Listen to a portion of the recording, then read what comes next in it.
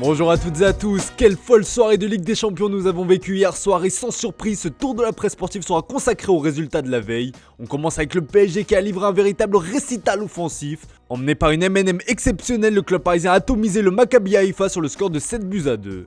Pour le journal L'équipe, ils étaient tout simplement déchaînés. Un doublé de Mbappé, un doublé de Messi et un but de Neymar, le trio parisien a mis le feu au Parc des Princes hier soir. Paris qualifié en 8ème grâce à ses stars, s'enflamme le Parisien sur sa une. Dans la même veine, le progrès écrit dans ses passes intérieures, Paris brille grâce à ses artificiers. Grâce à cette très large victoire, le PSG décroche son billet pour les 8ème de finale de la Ligue des Champions et prend provisoirement la tête du groupe grâce à une meilleure différence de but. La prestation des trois hommes de devant a impressionné toute l'Europe. Pour le journal espagnol Sport, ce trident n'a pas de prix. En Italie, le Corriere dello Sport évoque le spectacle du PSG et constate pour son plus grand bonheur que Messi a fait du Messi. Ce succès est clairement un message envoyé à l'Europe entière.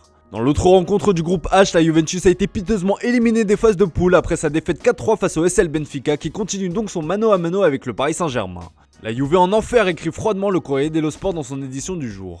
Une élimination qui fait tâche et qui provoque un sentiment de honte en Italie en ce mercredi matin. Tutto Sport se questionne et demande qui paie les dommages. Le quotidien transalpin semble avoir la réponse puisque le coach Massimiliano Allegri est mis en avant.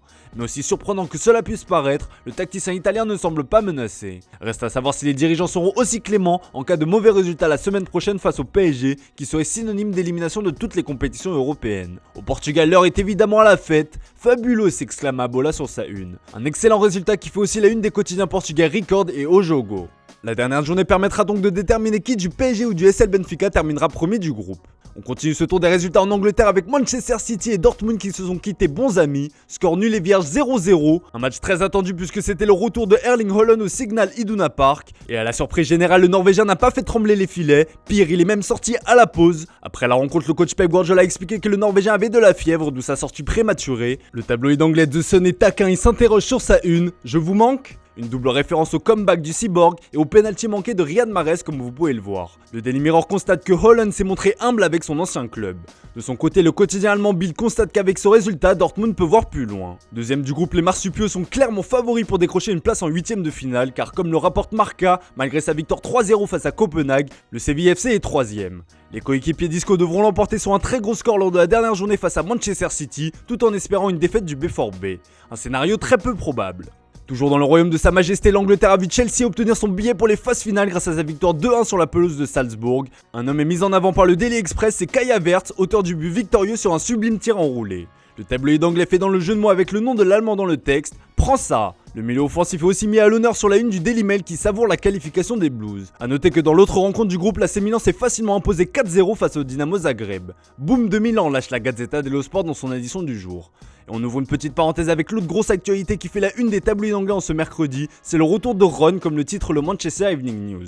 Le Portugais a été réintégré au groupe après avoir eu une discussion avec son coach Erik ten Hag. Les tensions semblent s'être apaisées et une titularisation du Portugais en Europa League ce jeudi face au Sheriff Tiraspol n'est pas à exclure. Exil terminé, se réjouit le Daily Star sur sa une.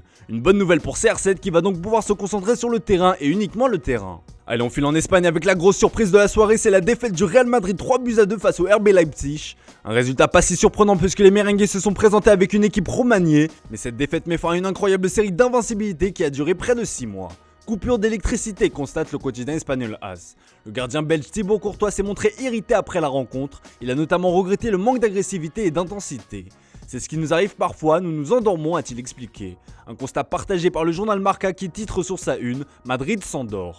De son côté, Carlo Ancelotti a préféré relativiser et estime que parfois, on apprend plus avec une défaite qu'avec 10 victoires d'affilée. Un résultat pas si inquiétant que ça puisque la Maison Blanche se retrouvera bel et bien en 8ème de finale de la Ligue des Champions. Allez, on termine ce tour de la presse sportive avec la grosse affiche de la soirée. Le Barça accueille le Bayern Munich pour un choc au sommet. Une rencontre que les coulés n'abordent évidemment pas avec le plein de confiance. En plus de devoir terrasser l'ogre bavarois, ils vont devoir espérer un faux pas de l'Inter face au Victoria pour avoir une chance de se qualifier pour les phases finales. Rêvons, lance le journal Sport dans son édition du jour. Un constat similaire est fait sur la une du Mundo Deportivo. Miracle ou enfer, peut-on lire.